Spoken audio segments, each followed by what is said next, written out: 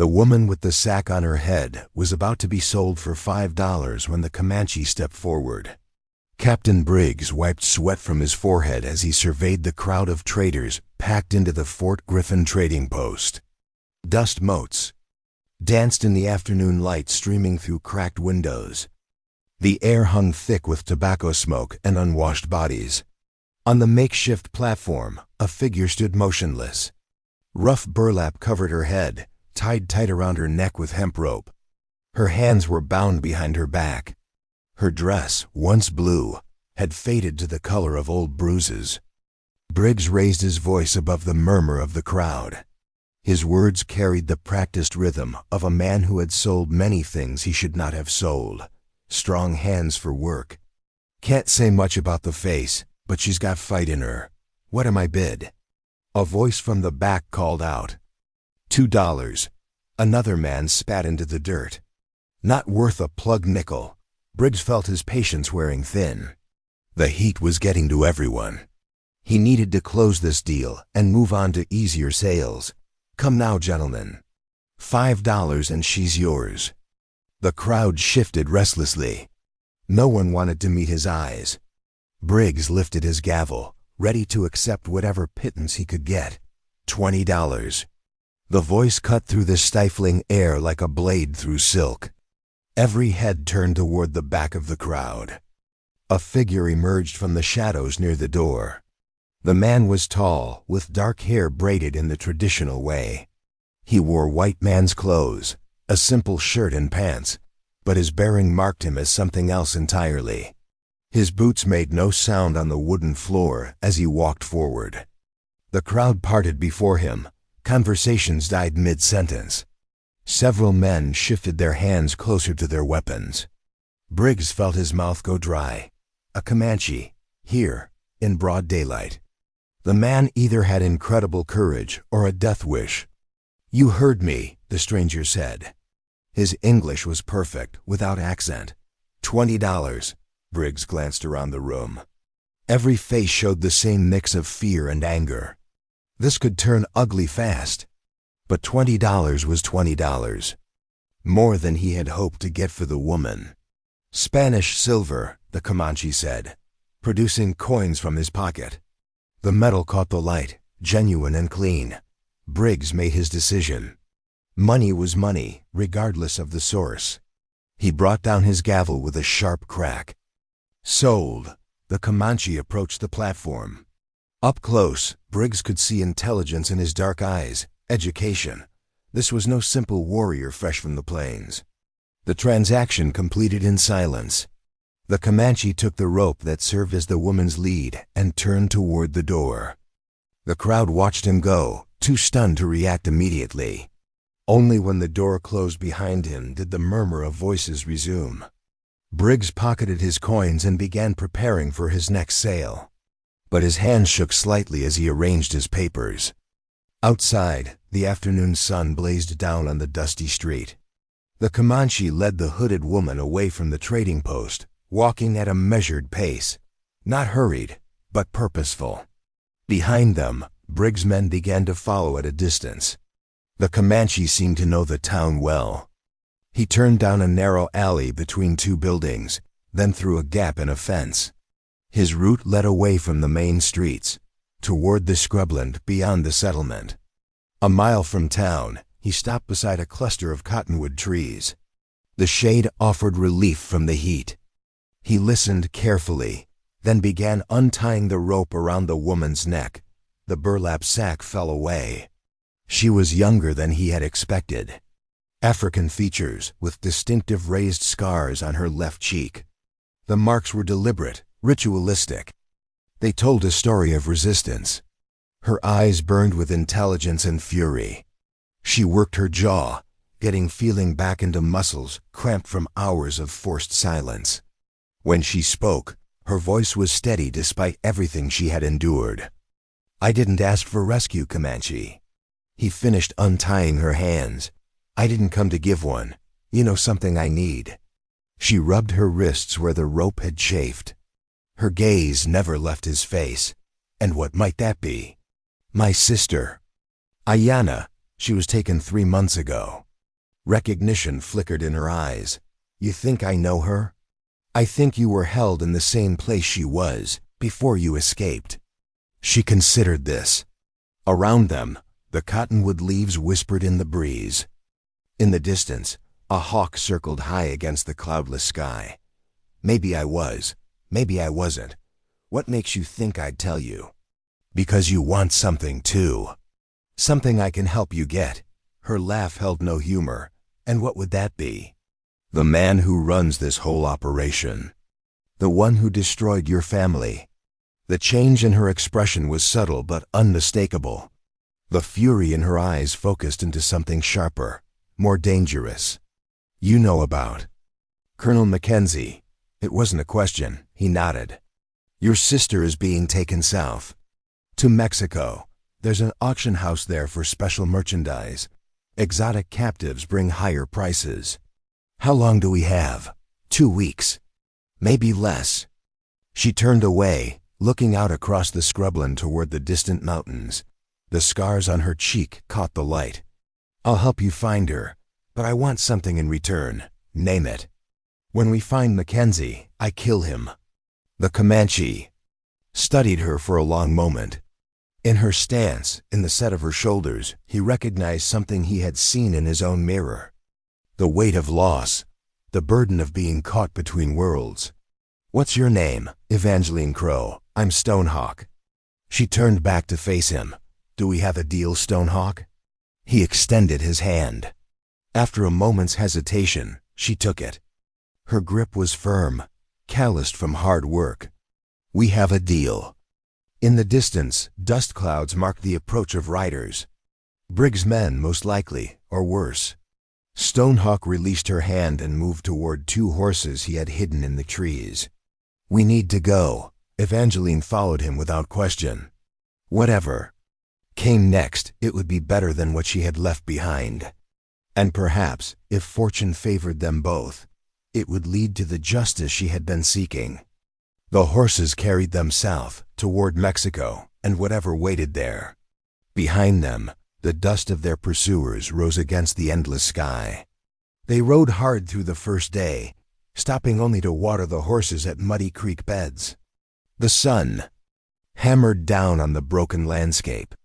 Dust coated everything, turning their clothes the color of old bone. Evangeline sat her horse well. Better than Stonehawk had expected. Her back stayed straight, despite the hours in the saddle. When they finally made camp in a stand of mesquite trees, she tended to her mount before seeing to herself. The fire burned low between them. Neither spoke of the riders they had seen on the horizon at sunset. 3 men, maybe 4. Too far to identify, but close enough to worry about. Stonehawk watched Evangeline trace the scars on her cheek with one finger. The gesture seemed unconscious, born of habit. The raised flesh caught the firelight. Hot iron, she said without looking up. They thought it would break me. He poked at the fire with a stick. Sparks rose into the darkness. Did it? Her smile held no warmth. What do you think? The question hung between them. In the distance, a coyote called to its pack. Others answered from different directions. The sound made Stonehawk think of his own people, scattered across the plains, calling to each other across impossible distances. My tribe thinks I'm dead, he said. Evangeline looked up from the flames. Are you? To them, yes. The moment I started helping people escape, I ceased to exist. She fed another stick to the fire. Why do it then? Stonehawk was quiet for a long time. When he spoke, his voice carried the weight of old decisions. I went to their school. Learned. Their language, their writing. Thought knowledge was power. But all I learned was how to see the chains they put on everyone, including my own people.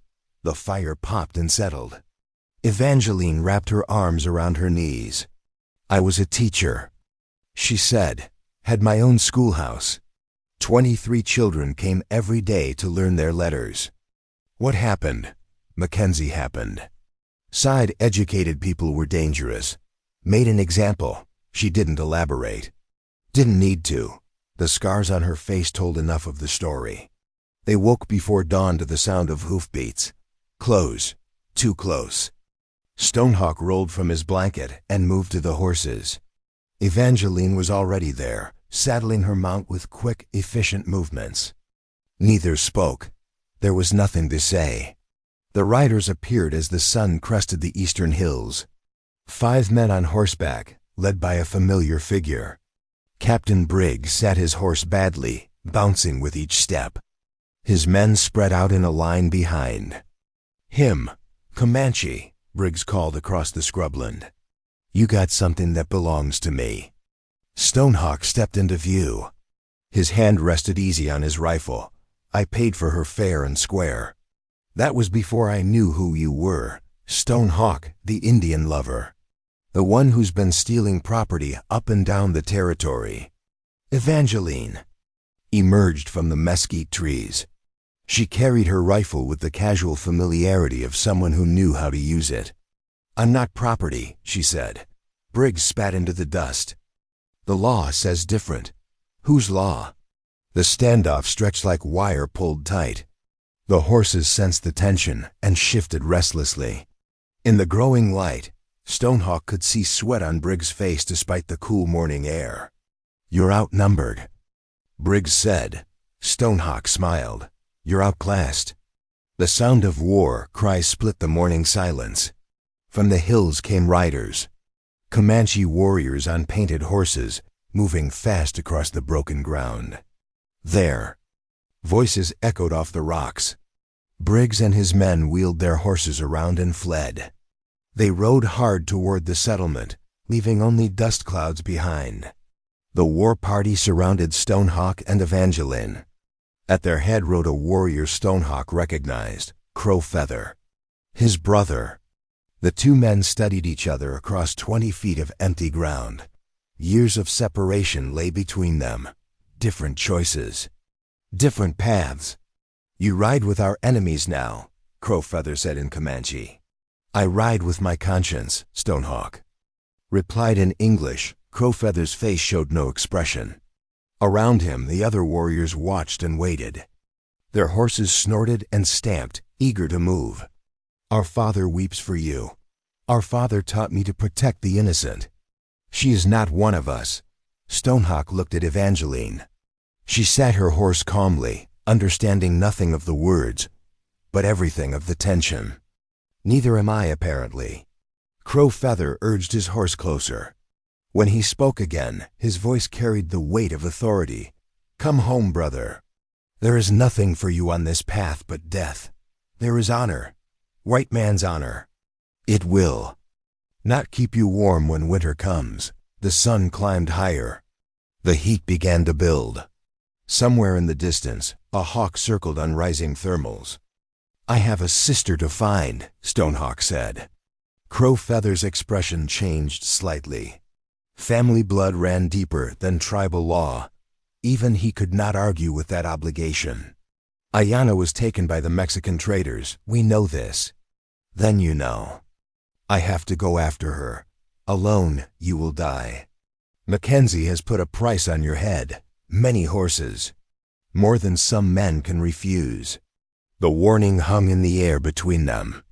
Crow Feather pulled his horse around, preparing to leave. "I cannot help you," he said, "but I will not stop you either." The war party rode away as quickly as they had come. Soon they were just dust on the horizon, then nothing at all. Evangeline broke the silence. "Your brother?" Stonehawk nodded. "He could have taken us. Yes." She adjusted her hat against the sun. "But he didn't. No." They mounted up and continued south. The encounter had cost them time they could not afford. But it had also given Stonehawk something unexpected. His brother's reluctant blessing. By midday, they reached the mission. Father Miguel emerged from the adobe building, shading his eyes against the glare. He was a small man with gentle hands and hard eyes. "Stonehawk," he said. "I wondered when you would come." The priest led them inside. The interior was cool and dim, a relief after hours in the saddle. Wooden crosses hung on whitewashed walls. The smell of incense lingered in the still air.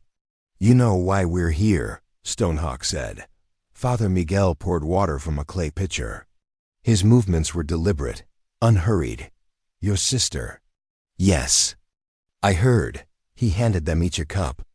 The water was cool and clean, tasting of deep wells and patient stone. Mackenzie took her to Mexico, to the auction house in Presidio. Evangeline set down her cup. "When?" "3 days ago. But there's more you need to know." Father Miguel moved to a wooden table covered with papers, maps mostly, trade routes, and river crossings. The accumulated knowledge of a man who helped people disappear. "Your sister is not just being sold," he said to Stonehawk. "She is bait." The words hit like cold water. Stonehawk felt something tighten in his chest. "Mackenzie knows you will come for her. He is counting on it. The educated savage who steals property. You are worth more to him than she is." Evangeline stood and walked to the window. Outside, the desert stretched endlessly under the harsh sun. "It's a trap," she said. "Yes," Father Miguel agreed. "But knowing it is a trap does not change what you must do." Stonehawk studied the maps. The routes to Mexico were few and well watched. Mackenzie would have men at every crossing. "There is something else," Father Miguel said quietly. "Mackenzie has been sending word to the tribal leaders, offering horses. For your return, many horses." The priest's words confirmed what Crow Feather had already told him. But hearing it again made the danger more real. "How long do we have?" Evangeline asked. "The auction is in 5 days, but you must assume he knows you are coming." Stonehawk rolled up the maps and tucked them inside his shirt. Outside, their horses waited in whatever shade they could find. "There's another route," Father Miguel said as they prepared to leave. "Longer, but less watched, through the canyon country." He handed Stonehawk a small leather pouch. "Silver, in case you need to buy information." They mounted up in the courtyard. Father Miguel stood in the doorway, his robes stirring in the Father Miguel. "Hot wind, vaya con Dios," he called as they rode away. The mission fell behind them. Ahead lay the broken country that marked the border between nations, between the known and unknown. Evangeline rode beside Stonehawk in comfortable silence. The morning's encounters had changed something between them. Trust, perhaps. Or simply the recognition that they were both beyond the point of turning back. The sun beat down mercilessly. In the distance, mountains shimmered in the heat. Somewhere beyond them waited Ayana and Mackenzie, and whatever justice they could carve from this hard land. The border town of Presidio baked under the merciless sun. Adobe buildings squatted along dusty streets where dogs panted in whatever shade they could find. The air shimmered with heat and tension. Stonehawk pulled his hat low as they rode down the main street. Too many unfamiliar faces. Too many eyes that lingered too long. Men lounged outside cantinas and trading posts, their hands never far from their weapons. "Bounty hunters," Evangeline murmured. He had counted at least a dozen. Hard men with careful eyes and quick hands. Word had spread faster than they had traveled. They found rooms at a boarding house run by an old Mexican woman who asked no questions. She showed them upstairs with arthritic hands and knowing glances. The walls were thin. The floorboards creaked with every step. From their window, they could see Mackenzie's compound on the hill, a sprawling adobe structure surrounded by high walls. Guards walked the perimeter in the growing twilight. Too many guards for a simple trading post. Evangeline sat on the narrow bed and removed her boots. Her feet were swollen from days in the saddle. She worked her toes, getting feeling back into them. "We can't get close during daylight," she said. Stonehawk studied the compound through the cracked glass. "We don't need to." "Not yet. What do you mean?" He turned from the window. In the fading light, his face was all angles and shadows.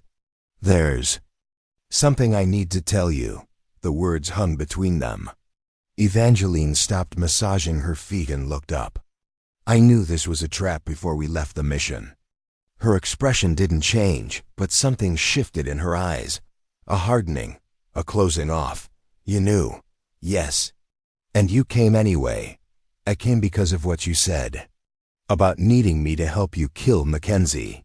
Evangeline stood and walked to the window. Below, the street was emptying as decent folk sought shelter for the night. Only the hard men remained, watching and waiting. You think I'm lying? She didn't answer immediately. When she spoke, her voice was quiet but steady. I think we're both liars. The admission settled between them like dust after a windstorm. Heavy and final. I knew it was a trap too, she said. I've known since the mission, maybe since the beginning. Stonehawk felt something cold move through his chest. Then why? Because I came here to die, Stonehawk. And I figured I might as well take you with me. The words hit harder than a physical blow. He sank into the room's single chair, suddenly feeling the weight of every mile they had traveled together. My children, she continued. 3 of them. Mackenzie burned the schoolhouse with them inside. Made me watch, said it was a lesson about knowing my place. Her hand traced the scars on her cheek. The gesture had become familiar, but now he understood its meaning. A reminder, a vow. I've been tracking him for 2 years. Getting close was impossible. Until I heard about his interest in you. The room felt smaller suddenly. The walls pressed. In from all sides. Outside, a drunk sang off-key in Spanish. So you used me? Yes. And now? She turned from the window. In the lamplight, her face showed lines he hadn't noticed before. The weight of carrying death as a companion. Now I don't know. The honesty was brutal and clean. It cut through the accumulated trust of their journey and left something raw and real in its place. You could have let me walk into it blind. I could have. But you didn't. No. Stonehawk stood and moved to the wash basin. The water was warm and gritty. He splashed it on his face and neck, buying time to think. Your plan, he said finally. It was good. We can still get close. And then we save my sister. And you get your chance at Mackenzie. Evangeline studied his face in the mirror above the basin. You'd still trust me? After what I told you. Trust has nothing to do with it. We both came here for the same reason. To end something that should have ended long ago. She nodded slowly. When? Tomorrow night. During the auction. When his attention is elsewhere. They spent the evening planning. The compound had weak points. The guards followed patterns. There were ways in, if you knew where to look and weren't afraid of taking risks. As they worked, something settled. Between them, not forgiveness exactly, but understanding. They were both damaged people doing necessary work in an indecent world. Near midnight, Stonehawk heard familiar sounds outside. Horses, many horses. He moved to the window and peered. Through the curtains, Comanche warriors filled the street. At their head rode Crow Feather, his war paint fresh and bright in the moonlight. His horse stamped and snorted, eager for action. Stonehawk grabbed his rifle and headed for the door. Evangeline followed, her own weapon ready. They met in the street, under stars that seemed closer than usual. The night air carried the smell of horse sweat and determination. Brother, Crowfeather said, you came. Family is family. Your path may be strange, but your blood is true. The other warriors sat their horses in silence. Young men mostly, eager for honor. They had painted their faces for war and carried weapons that gleamed in the starlight. Mackenzie expects you to come alone, Crowfeather said. He does not expect us. Stonehawk felt something ease in his chest. The weight of isolation lifting. The compound is well defended. We have fought worse odds. Evangeline stepped forward. The warriors watched her with curious eyes. A woman. an outsider, but armed and ready. There are innocents inside, she sighed. Captives, they must not be harmed. Crowfeather nodded. We understand. The plan took shape quickly. The Comanche would create a distraction at the front gate, draw the guards away from the main building. Stonehawk and Evangeline would go over the back wall and find the captives. And Mackenzie? Crowfeather asked. Stonehawk glanced at Evangeline. Her hand rested on her knife handle. Her eyes held the cold light of old promises. He's hers. The war party moved out before dawn. They circled wide around the town, positioning themselves in the hills above the compound. Stonehawk and Evangeline waited in an arroyo behind the adobe walls. The sun climbed slowly.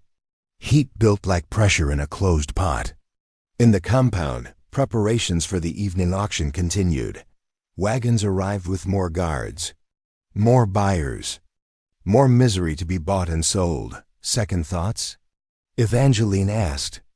Stonehawk checked his rifle for the dozenth time. Too late for those.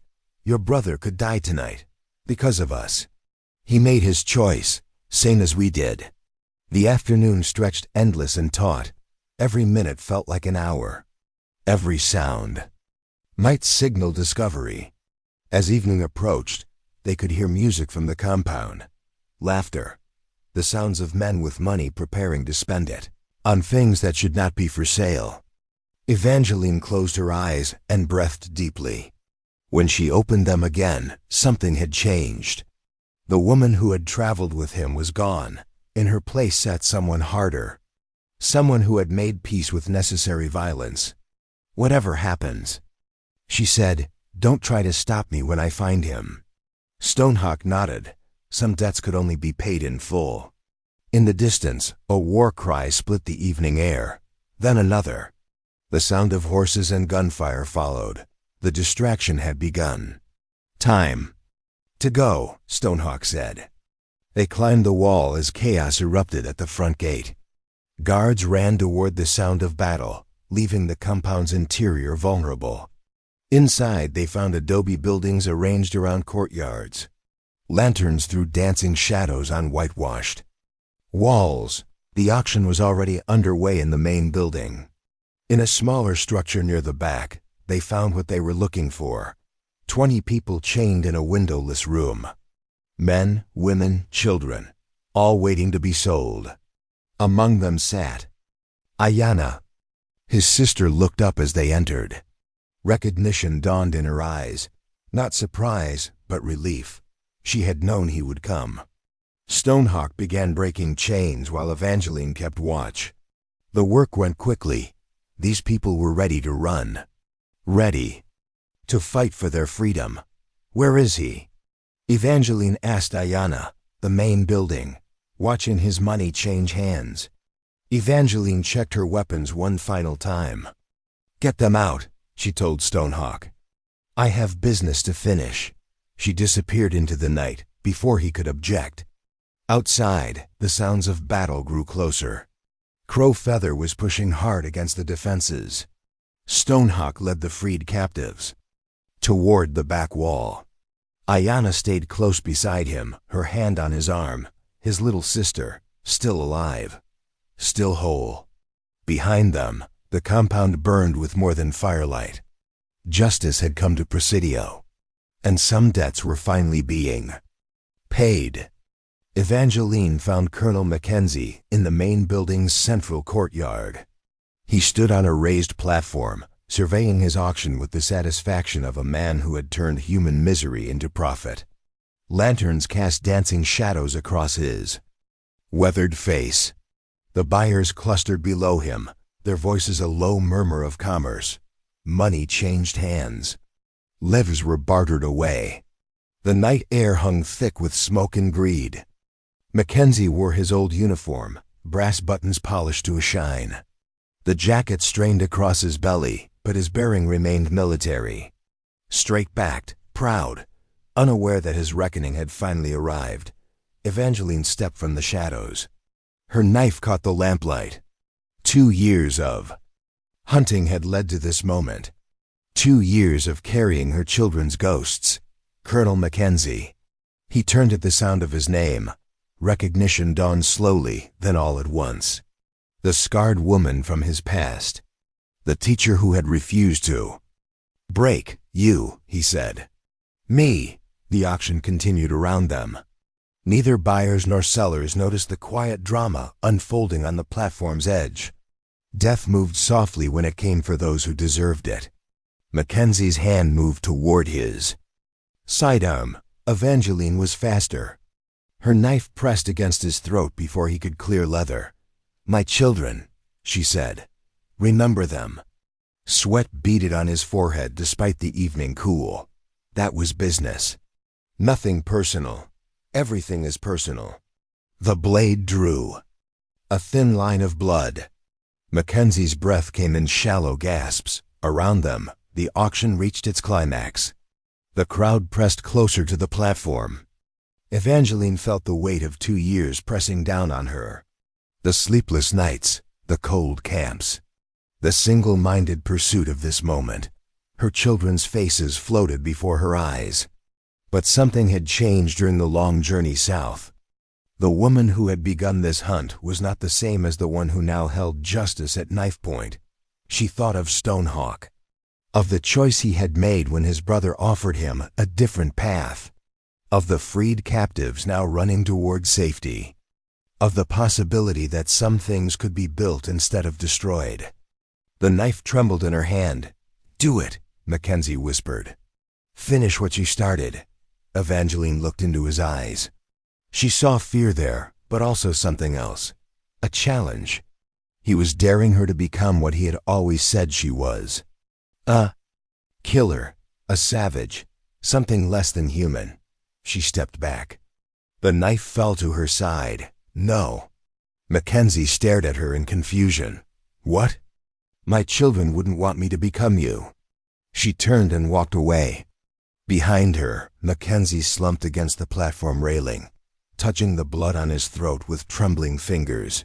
Father Miguel's men emerged from the crowd. They had been waiting for her signal. The priest had kept his word about contacting the authorities. Justice would come, but it would come through law, not vengeance. Stonehawk waited by the back wall with the freed captives. Ayanna stood beside him, her hand on his arm. Brother and sister reunited. The sight made something ease in Evangeline's chest. "It's done," she said. Stonehawk studied her face in the firelight. "He's dead. He's finished. The law will handle the rest." They led the captives through the broken landscape toward the border. Behind them, the compound burned as Crow. Feather's warriors completed their work. The slave trade in Presidio was ended. Dawn found them at a crossroads. The freed captives scattered toward their various destinations. Some had families to find. Others faced the harder task of building new lives from nothing. Ayanna embraced her brothers before mounting her horse. She would return to their people, carrying news of Stonehawk's path. Perhaps understanding would grow from that seed. Crow Feather clasped Stonehawk's shoulder. "Your way is not our way," he said, "but it is an honorable way." The war party rode north toward the plains. Soon they were just dust on the horizon. Then memory. Evangeline and Stonehawk stood alone in the growing light. The desert stretched endlessly in all directions, empty, full of possibility. "What now?" she asked. "Now we go home." "I don't have a home." "Then we make one." 6 months later, a trading post appeared on the border between Texas and Mexico. Nothing fancy. Adobe walls and a wooden sign that read, "Crow's Rest." A place where travelers could find supplies, information, and sometimes refuge. The proprietors were an unlikely pair. A Comanche man who spoke perfect English and an African woman who taught children their letters. They asked no questions about people's pasts and offered help to those who needed it. Crow Feather visited regularly, bringing news from the plains. Other tribal leaders came too, curious about the strange partnership that seemed to benefit everyone. Involved, former slaves stopped by on their way to freedom. Mexican peasants traded for supplies. Even some of the local authorities came to appreciate the stability the post brought to a volatile region. Evangeline stood in the doorway on a warm spring morning, watching the road. A dust cloud approached from the east. Travelers, possibly in need of help. Stonehawk emerged from the supply room, wiping his hands on a cloth. He followed her gaze to the approaching riders. "Looks like trouble," he said. "The good kind or the bad kind? With us, is there a difference?" A group of escaped slaves crested the hill, their faces drawn with exhaustion and hope. Behind them, pursuit dust marked the horizon. They would need fresh horses, supplies, and guidance to the next safe haven. Evangeline checked her rifle and stepped into the yard. Stonehawk joined her, his own weapon ready. They had built something worth defending here. Something that mattered. "Ready for another rescue?" she asked. "Only if you promise not to have backup plans involving my death." "I make no such promises." They smiled at each other. Genuine warmth passed between them. The kind that grows from shared burdens and mutual respect. From choosing to build rather than destroy.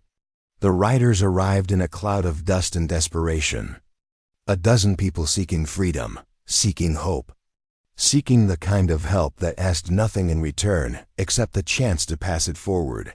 Evangeline and Stonehawk moved to meet them. Partners in the truest sense. Two broken people who had found purpose in mending what others had torn apart. The work continued. The road stretched on. And somewhere in the endless sky, justice rode with mercy toward whatever came next. And that is all to the story, for now. Please let me know where you are tuning in from. Perhaps we will create a story there. Consider liking this video and subscribing to our channel. And if you enjoy our content, click this video on your screen. I promise you, it's worth watching. See you tomorrow.